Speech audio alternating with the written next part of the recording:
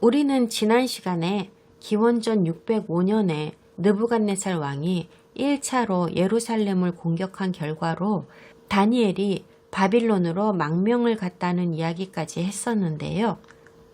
이 공격은 유다의 왕 여호야김이 바빌론의 속국으로서 3년 동안 조공을 바쳐오다가 이제 그 협정을 깨뜨려 버리는 바람에 그에 대한 보복으로 일어난 일이었습니다. 이 공격으로 예루살렘이 치명적으로 심각하게 망가진 것은 아니었습니다. 비록 성전의 금은보화와 기구들은 죄다 약탈당하기는 했지만 말이죠. 그런 것들은 다시 만들면 됩니다. 하지만 쉽게 대체할 수 없는 것은 바빌론 왕궁에서 써먹으려고 데려간 유다 집권층과 왕가의 명석한 인재들이었습니다. 다니엘과 세 친구는 노예로 끌려간 것이 아닙니다. 그들의 의지에 반해서 끌려가기는 했지만 사실 존엄과 존중으로 대우받았으며 바빌론 정부 내각에서 상당히 권위 있는 직책들을 제안받았습니다. 이들 중 몇몇은 유다의 귀족들이고 몇몇은 왕가 사람들이지만 왕의 보위를 물려받아 유다를 통치할 정도의 위치에 있는 사람들은 아니었습니다.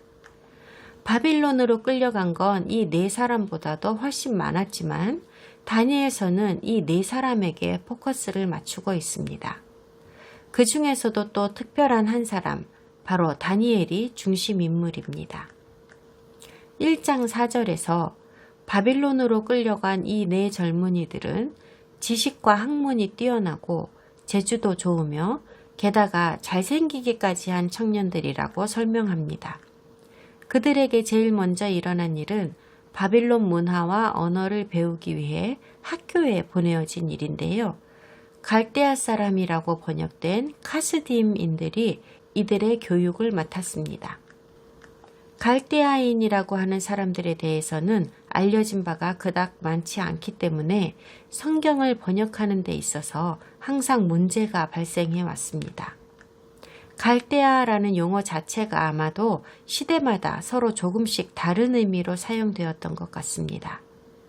갈대아라는 용어는 기원전 9세기경에 아수르 기록물에서 처음으로 발견되었는데 바빌론 도시의 남쪽에 위치한 특정 영토를 의미하는 것이었습니다.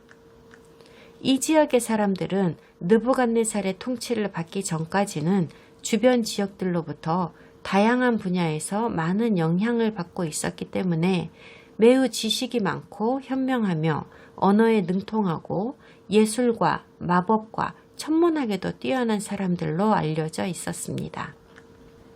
신약 성경의 표현을 빌자면 그들은 지혜로운 자들이라고도 묘사됩니다.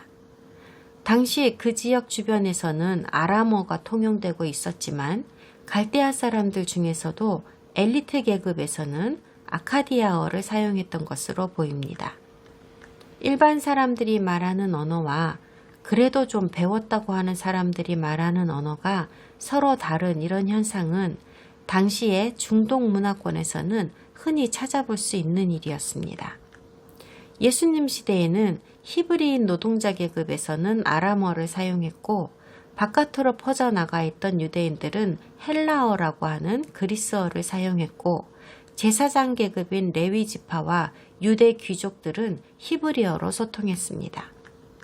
그렇다고 해서 서로 다른 사회계층 사람들끼리는 소통을 하지 못했느냐 하면 그렇지 않습니다. 당시에는 사실 거의 모든 사람들이 다국어를 말할 수 있었는데 여러 언어들이 동시에 기능하고 사용되고 있었기 때문입니다. 그러므로 다니엘과 세 친구들이 갈대아인들이 가르치는 학교에 보내어졌을 때 그들은 아마도 이미 아카디아어와 아람어를 모두 말할 줄 알았을 겁니다. 이 두 언어는 서령 문자를 사용하므로 매우 유사합니다. 그러나 그들이 학교에 보내어진 것은 언어를 배우게 하려는 목적도 있었지만 사실 바빌론에서 모시는 그들 종교의 신이나 바빌론 문화, 생활 양식, 그리고 마법을 배우게 하려는 목적도 있었습니다. 자, 그럼 성경을 펴시고 다니엘서 1장 5절부터 다시 읽어보도록 하겠습니다. 음식법에 대한 얘기가 나옵니다. 오늘은 거기서부터 시작하죠. 또 왕이 지정하여 그들에게 왕의 음식과 그가 마시는 포도주에서 날마다 쓸 것을 주어 3년을 기르게 하였으니 그 후에 그들은 왕 앞에 서게 될 것이더라.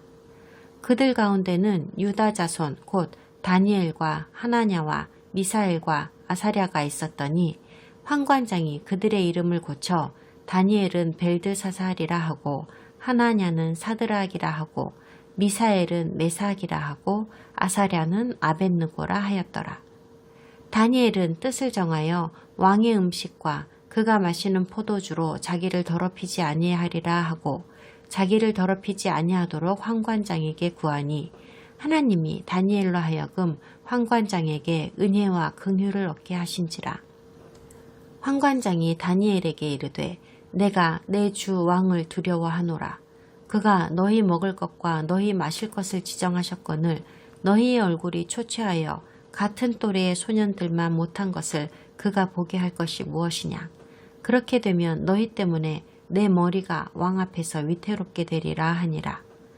환관장이 다니엘과 하나냐와 미사엘과 아사랴를 감독하게 한 자에게 다니엘이 말하되 청하오니 당신의 종들을 열흘 동안 시험하여 채식을 주어 먹게 하고 물을 주어 마시게 한 후에 당신 앞에서 우리의 얼굴과 왕의 음식을 먹는 소년들의 얼굴을 비교하여 보아서 당신이 보는 대로 종들에게 행하소서 하매 그가 그들의 말을 따라 열흘 동안 시험하더니 열흘 후에 그들의 얼굴이 더욱 아름답고 살이 더욱 윤택하여 왕의 음식을 먹는 다른 소년들보다 더 좋아 보인지라. 그리하여 감독하는 자가 그들에게 지정된 음식과 마실 포도주를 제하고 채식을 주니라. 하나님이 이 네 소년에게 학문을 주시고 모든 서적을 깨닫게 하시고 지혜를 주셨으니 다니엘은 또 모든 환상과 꿈을 깨달아 알더라. 왕이 말한 대로 그들을 불러들일 기한이 찼으므로 환관장이 그들을 느부갓네살 앞으로 데리고 가니 왕이 그들과 말하여 보매 무리 중에 다니엘과 하나냐와 미사엘과 아사랴와 같은 자가 없으므로 그들을 왕 앞에 서게 하고 왕이 그들에게 모든 일을 묻는 중에 그 지혜와 총명이 온 나라 박수와 술객보다 10배나 나은 줄을 아니라. 다니엘은 고레스 왕 원년까지 있으니라. 5절에서 이 유대인 젊은이들이 왕의 음식을 먹었다고 하는데요. 물론 느부갓네살 왕이랑 같은 식탁에서 겸상을 했다는 의미는 아니고요. 왕궁의 식재료로 만든 음식을 먹었다는 말입니다. 최상품의 음식입니다. 전국에서 공수한 제일 귀하고 제일 비싸다는 식재료를 가지고 귀족 계급에게나 대접하는 훌륭한 요리법으로 만든 정성스럽고 귀한 음식이 그들에게 제공되었습니다. 그리고 그들의 교육기간이 3년이라는 말도 나오죠. 아시리아 문화를 전공한 학자들은 3년이라는 기간은 당시에 고등교육을 이수하고 졸업하기까지의 일반적인 기간이었다고 설명합니다. 그러므로 이 3년이라는 기간은 유대인 이민자들만을 위해서 특별히 책정된 기간은 아니었다는 말입니다. 이와 똑같은 교육 제도를 나중에 페르시아 기록물에서도 찾을 수 있었습니다. 하지만 이렇게 질 좋은 커리큘럼은 일부 귀족들에게만 허용된 것이었습니다. 6절과 7절에서 유대인 젊은이들의 이름이 바뀌었다고 합니다. 그들을 맡은 환관장이 이들에게 새로운 이름을 주었습니다. 먼저 그들이 원래 가지고 있었던 히브리 이름의 뜻을 설명해 드리겠습니다. 다니엘의 엘은 하나님이라는 뜻이고 의미는 심판하시는 하나님입니다. 하나냐, 하나니야의 야도 하나님이라는 뜻이고 의미는 은혜로우신 하나님입니다. 미사엘은 누가 하나님 같으랴. 마지막으로 아사랴, 아사리야는 도우시는 하나님입니다. 이들의 히브리어 이름은 어떻게든지 히브리 하나님과 관련이 있음을 알 수 있습니다. 정복당한 왕과 그 왕의 백성들의 이름을 바꾸는 것은 정복한 왕의 특권이며 포로로 잡은 사람들을 왕실 근처에 두고 왕실을 위해 일하게 하는 것 역시 당시의 관습이었습니다. 이름을 바꿈으로 해서 그들의 예전의 정체성을 파괴할 수 있다고 하는 발상에서 나온 것이며, 새로운 이름은 이제 그 사람이 새로운 정체성을 가지게 되었다는 상징성을 담고 있습니다. 다니엘의 새 이름은 벨드사살입니다. 무슨 뜻인지는 학자들 사이에서 합의된 바가 없습니다. 어떤 학자들은 이 이름이 아카디아어에서 온 것으로 생명을 지키는 자라는 뜻이 있을 것이라고 말하기도 합니다. 어떤 학자들은 벨드사살의 벨이 바빌론의 신의 이름을 딴 것이라고 하면서 어떻게든 그들의 신과 연관시키려는 의도였다고 말하기도 합니다. 확실한 건 아무것도 없습니다. 하나냐의 새 이름은 사드락인데, 이 이름에 대해서는 너무나도 많은 가설들이 있어서 굳이 이 자리에서 논할 필요를 못 느끼겠습니다.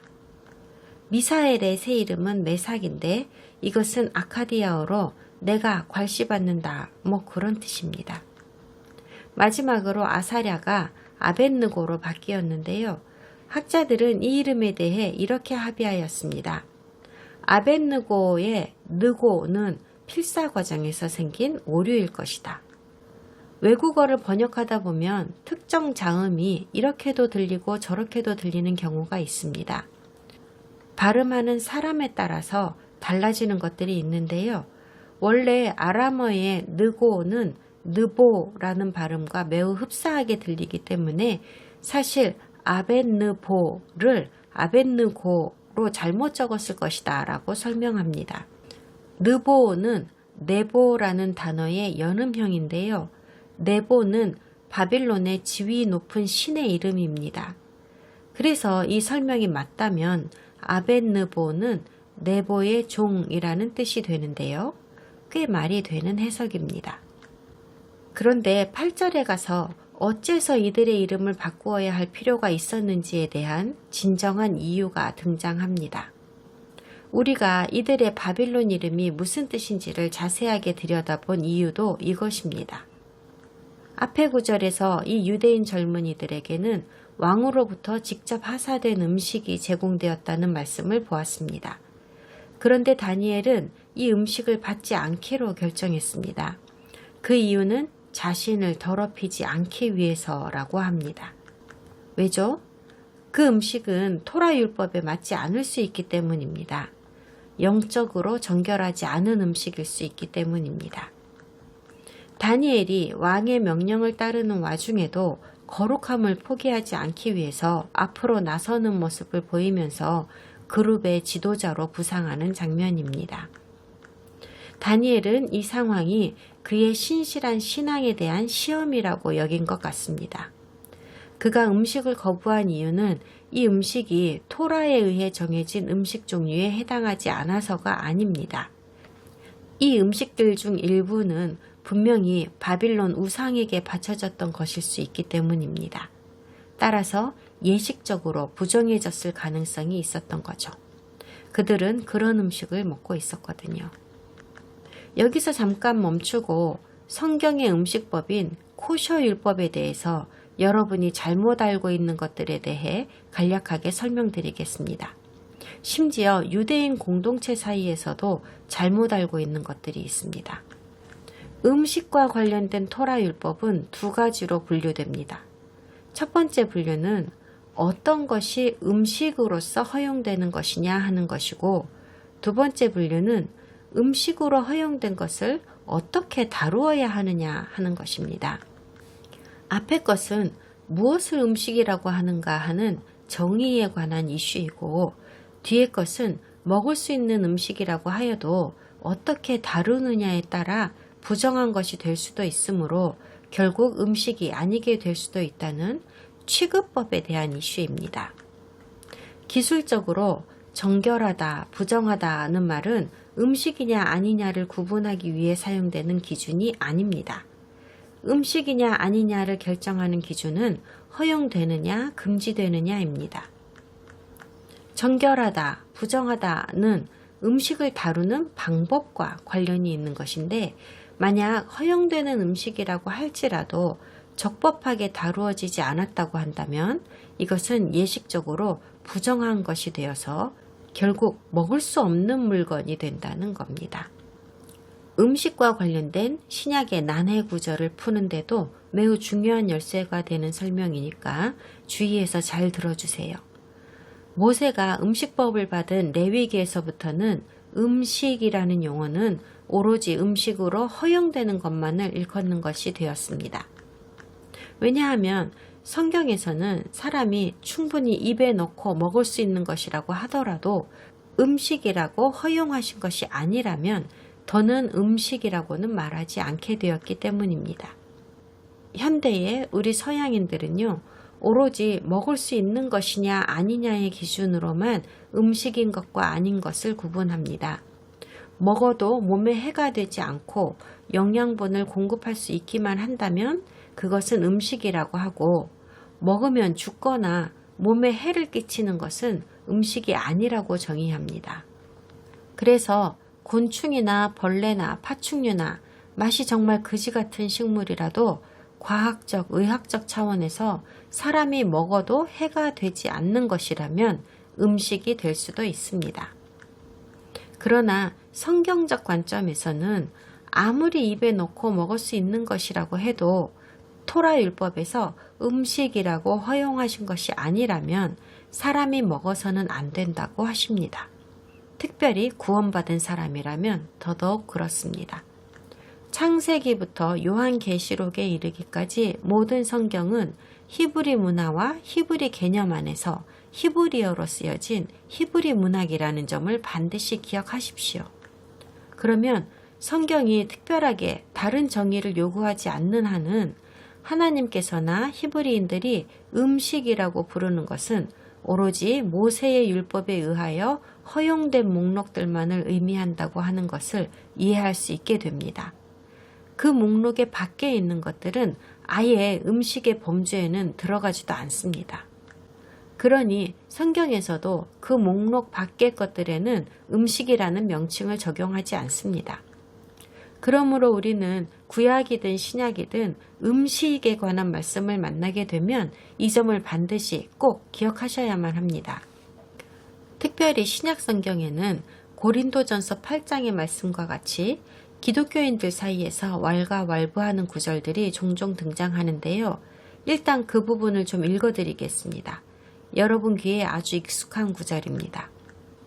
그러므로 우상의 제물을 먹는 일에 대하여는 우리가 우상은 세상에 아무것도 아니며 또한 하나님은 한 분밖에 없는 줄 아노라.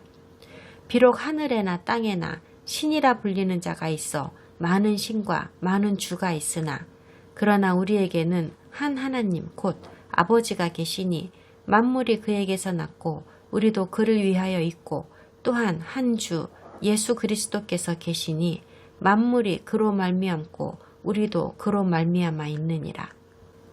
그러나 이 지식은 모든 사람에게 있는 것은 아니므로 어떤 이들은 지금까지 우상에 대한 습관이 있어 우상의 제물로 알고 먹는 고로 그들의 양심이 약하여지고 더러워지느니라. 이 말씀에는 여러 가지 이슈가 담겨 있습니다. 먼저 음식이라는 용어의 용례인데요. 성경에서는 하나님께서 모세의 율법을 통하여 허용하여 주신 목록의 것들만을 음식이라고 한다고 했죠.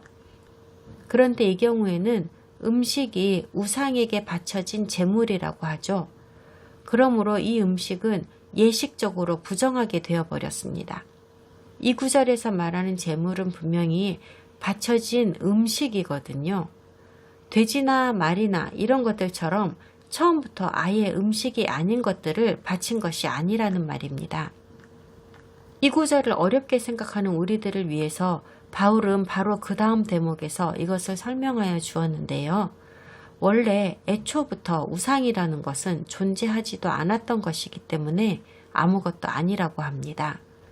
그러므로 이런 우상들이 무슨 기적적인 힘이 있거나 화학적인 반응을 일으키게 해서 음식을 변화시키는 것도 아니고 마치 흙탕물에 떨어뜨린 것처럼 음식을 더럽게 하는 것도 아닙니다. 이 음식이 더러워진 건 그런 이유가 아닙니다. 지금 고린도전서에서 지적하고 있는 이 문제의 사람들은 이스라엘의 하나님과 모세의 율법과 토라에 대한 지식이 없는 분명한 이방인들입니다. 토라에서 먹을 수 있는 음식이라고 정하여 주신 기준은 그 음식을 구성하는 물질적인 본성에 근거하는 것이 아닙니다. 하나님께서 음식이라고 선언하신 것은 그분 고유의 독점적인 권한에 의해서입니다. 그러므로 우상에게 바쳐진 것을 먹지 말라는 것은 순전히 이스라엘의 하나님에 대한 믿음과 순종에 대한 규정이라는 말입니다. 그 고기가 무슨 마법적인 힘이 생기거나 물리적으로 변화한다거나 하는 그딴 이야기가 아니란 말입니다. 그러므로 고기를 먹기 전에 먼저 우상에게 바치는 행위를 하는 신약 성경에 등장하는 이 이방인들은 정말로 지들 우상이 그 고기한테 어떤 가시적인 영향을 미칠 수 있다고 생각했던 겁니다. 따라서 우상은 어차피 아무런 힘도 없기 때문에 음식은 실제로 오염되지는 않지만 다만 우상이라는 것에 의지하는 그들의 의도가 불결하므로 하나님 앞에서 그들의 양심이 더럽혀졌다고 말한 겁니다. 정결하다, 부정하다, 혹은 허용된다, 금지된다 이런 것은 원래부터 영적 차원에 기인한 이슈입니다.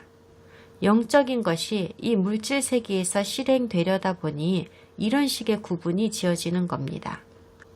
그러니 이러한 지식을 가지시고 다시 다니엘 이야기로 돌아오면 왕이 제공한 음식은 분명히 먹을 수 있는 음식일 뿐만 아니라 겁나 맛있고 영양가도 많은 지극히 정상적인 음식이기는 하지만 다니엘은 이것이 우상에게 바쳐졌던 것이기 때문에 영적으로 오염되었다고 생각하는 겁니다. 그래서 다니엘은 매우 겸손하고 정중한 태도로 왕의 음식을 먹지 않음으로써 내 영을 더럽히지 않게 해달라고 요청을 하기에 이르렀습니다. 신기하게도 바빌론 사람인 황관장은 이 일로 기분이 나빠지기는커녕 이 청년을 동정하게 되었습니다. 하지만 황관장은 왕께서 하사하여 주신 이 귀한 음식을 다니엘이 먹지 않으면 자기가 곤란해질 것을 염려하지 않을 수 없었습니다. 이 젊은이들이 왕의 음식을 제대로 먹지 않으면 꼴이 말이 아니게 될 것이고 그것이 왕 앞에서 증거가 될 테니까요. 그래서 다니엘은 황관장 아슈파나즈 밑에 있는 사람한테 가서 제안을 했습니다. 왕이 전혀 알아채지 못할 테니 일단 짧은 기간 동안만이라도 시험을 해보시면 좋을 것 같다고요. 자기들의 얼굴색이 나빠지는 일은 없을 거라고요. 그런데요, 다니엘이 부탁을 한 이 관료는요, 일반 성경에서는 그냥 환관이나 감독자로 번역하고 있지만 사실 히브리어 원어 성경에는 멜자르라고 쓰여 있는데 이것은 단순히 직위를 가리키는 단어가 아니라 이 사람의 이름입니다. 이 사람의 이름이 성경에 기록되었다는 말입니다. 그러니까 다니엘과 세 친구는 멜자르라는 사람한테 가서 자기들을 더럽히지 않게 하기 위하여 고기는 빼고 채소만 그리고 와인은 빼고 물만 마실 수 있게 좀 다른 식단을 꾸려달라고 부탁을 했던 건데요. 와인은 왜 안 마신다고 했을까요? 와인은 코셔 음식이 맞는데요. 이 질문에 대한 정확한 해답은 아무도 모릅니다. 다만 바빌론 왕실의 와인은 히브리인의 테이블 와인에 비해서 알코올 도수가 훨씬 높았던 것으로 알려져 있습니다. 만약에 이 이유였다면 이렇게 알코올 도수가 높은 와인은 올드 와인 혹은 세카르라고 불리는 술이었을 것이고 이것은 마시자마자 취하게 하려는 목적으로 발효시키는 술이었기 때문에 그랬을 겁니다. 어디까지나 추정일 뿐입니다. 어쨌든 이들이 원한 건 딱 열흘간의 테스트 기간이었고 멜자르는 열흘 후에 자기가 보기에 이들 꼴이 멀쩡하다면 뭐 별탈 없을 거라고 생각했습니다. 그리고 당연히 열흘 후에 이들의 모습은 왕의 음식을 먹고 와인을 마신 다른 소년들보다도 훨씬 좋아 보였습니다. 그래서 멜자르는 이 식단을 그대로 유지하기로 하였습니다. 이 일화의 요점은 이것입니다. 영양이나 식품 안전 측면에 있어서 왕이 유대인 청년들에게 제공한 음식에 대해서는 세상의 관점으로 보면 잘못된 것이 하나도 없었습니다. 최고로 좋은 식재료로 만든 음식이었고 의심의 여지 없이 토라의 음식법에서도 허용되는 음식이었습니다. 그리고 혹시라도 채식주의자분들이 계시다면 이들이 채소만 먹었기 때문에 때깔이 더 좋았을 거라고는 생각하지 마시기 바랍니다. 이것은 순전히 영적인 문제입니다. 그리고 제가 누누이 말씀드리지만 모세의 율법을 지키고 안 지키고는 구원과는 완전히 다른 이야기입니다. 애시당초 모세의 율법이 이스라엘을 구원하기 위하여 생겨난 것은 아닙니다. 물론 몇 개의 예외가 있기는 하지만요. 이스라엘의 구원을 유지시켜 준 것도 율법은 아닙니다. 그리고 우리 신자들은 오로지 한 가지 방법으로만 구원을 얻을 수 있습니다. 그것은 우리 주님이신 예수님을 믿는 믿음입니다. 물론 여기에도 예외가 있기는 합니다만 어쨌든 얼마나 열심히 율법에 순종하였느냐가 하나님 왕국의 멤버가 되느냐 마느냐를 결정하는 것은 아닙니다. 다니엘과 세 친구가 왕의 음식을 먹었다고 해서 이들이 구원에서 제외되는 것은 아니었습니다. 하지만 이들의 영이 부정하게는 되었겠지요. 제가 여기서 크게 강조하고 싶은 것은 이것입니다. 하나님의 명령에 순종하기로 결심하는 것이야말로 하나님께서 공짜로 주신 구원에 대한 화답이며 하나님과의 관계에 있어서 구원받은 자가 보여야 할 적절한 반응이라는 겁니다. 하지만 누군가가 의도적으로 혹은 습관적으로 하나님의 명령을 계속 위반한다면 이것은 하나님을 믿는 믿음이 부족하다는 결정적인 증거가 되는 겁니다. 그리고 믿음의 결여라는 것은 그 사람이 정말로 구원받은 사람이 맞는가 하는 것을 의심하게 만듭니다. 믿음은 구원에서 요구되는 가장 핵심적인 요소니까요. 다니엘과 세 친구는 하나님의 법을 잘 알고 있었습니다. 하지만 이들은 지금 남의 나라 바빌론에 와 있는 상황입니다.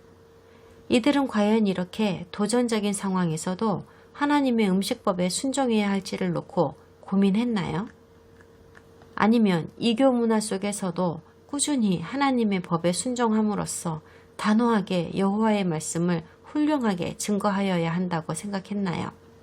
아니면 로마에 가면 로마의 법을 따라야 한다고 몸을 사렸나요? 다니엘은 시험에 통과했고 하나님께서는 다니엘과 세 친구들에게 크게 호의를 베푸셨습니다. 그렇게 제한적인 식단으로도 건강을 유지하게 하신 데 그치지 않고 모든 메뉴를 다 먹은 다른 동료들보다도 훨씬 건강하게 해주셨습니다.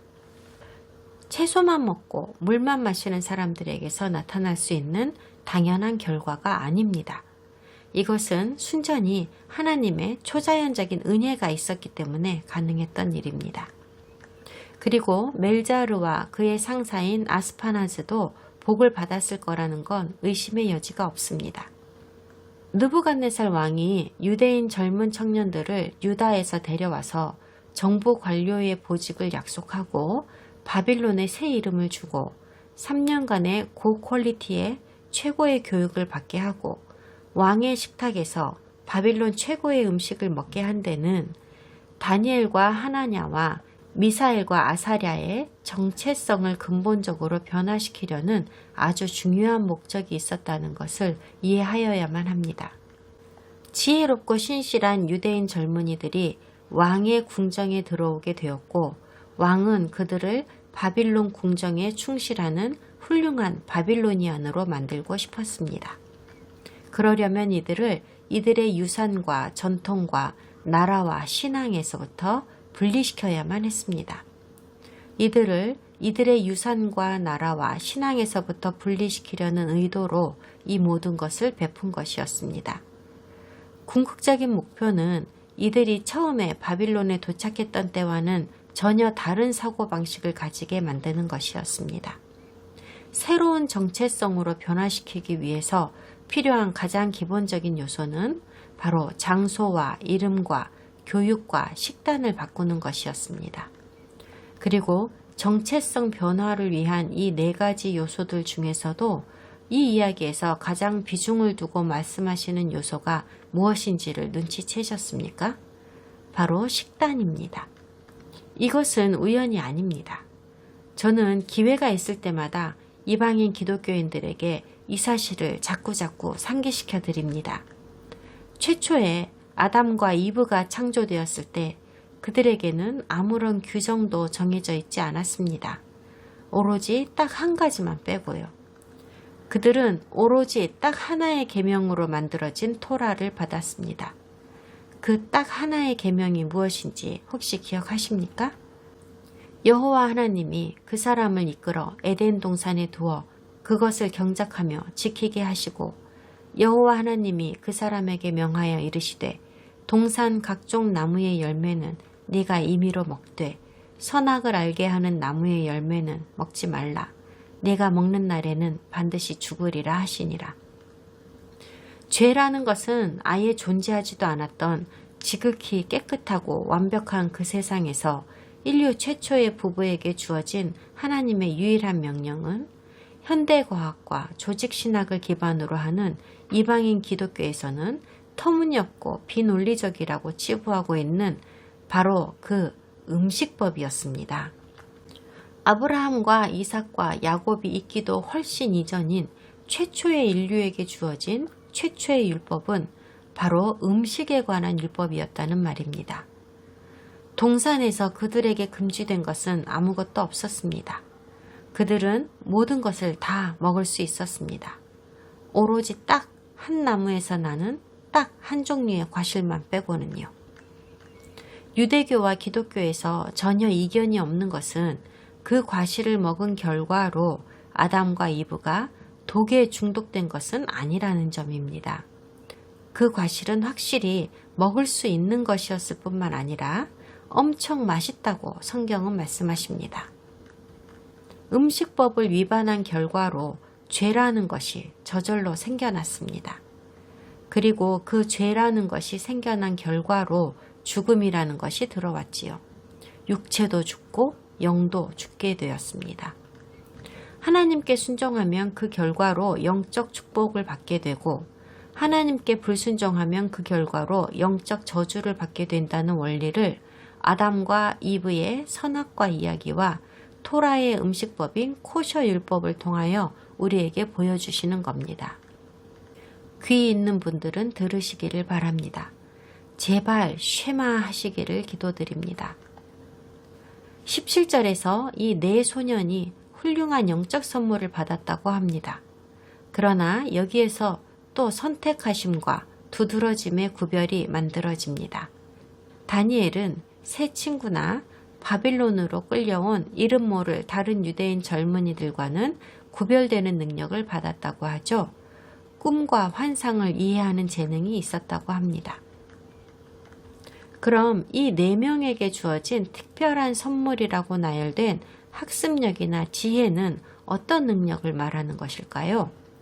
네 소년이 받았다고 하는 특별한 능력은 모든 분야에서 나타났습니다. 바빌론의 언어와 마술과 종교 분야 등등에서 모든 것을 배우고 습득하는데 매우 탁월한 능력을 보였습니다. 또한 이들이 얻은 지혜로 진리와 거짓을 분별할 줄도 알았습니다. 이 소년들이 바빌로니아 사람들과 갈대아 사람들의 지식과 문화와 사고방식에 통달한 전문가가 되었다고 해서 이것이 이들의 능력이나 사회적 도덕심조차도 이 사람들 식으로 변화되었다는 것을 의미하지는 않습니다.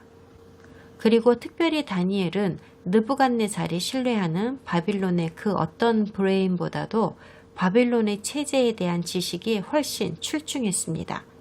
그리고 우리는 이런 종류의 이야기를 여기에서 처음으로 듣는 것은 아닙니다.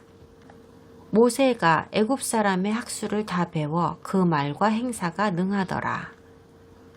그러나 하나님께서 모세와 다니엘에게 주신 이 모든 능력은 결국 하나님의 목적을 위해서 하나님께서 인도하시는 대로 쓰여지게 됩니다. C.F. 킬 박사는 이것에 대하여 이런 설득력 있는 주석을 기록하였습니다. 하나님께서 약한 것들을 택하사 그분의 숨은 지혜로 이 세상에 지혜 있는 자들을 부끄럽게 하시려고 그런 이방인의 지식들을 습득하게 하시는 것이다. 드디어 3년간의 훈련이 끝났고 황관장 아스파나즈는 다니엘과 세 친구를 느부갓네살 왕 앞에 아련시켰습니다. 왕은 매우 신중하게 그들을 일일이 인터뷰하였고 모든 유대인 젊은이들 가운데 이 네 소년에게 깊은 인상을 받았습니다. 이들은 훈련받은 바빌론의 모든 교육 과목에서 월등하게 뛰어났습니다. 물론 왕은 풀기가 아주 난해한 굉장히 어려운 문제를 냈을 것이고 이 난제들에 대한 그들의 분별력은 그들을 다른 젊은이들과는 확연히 구별되게 만들었습니다.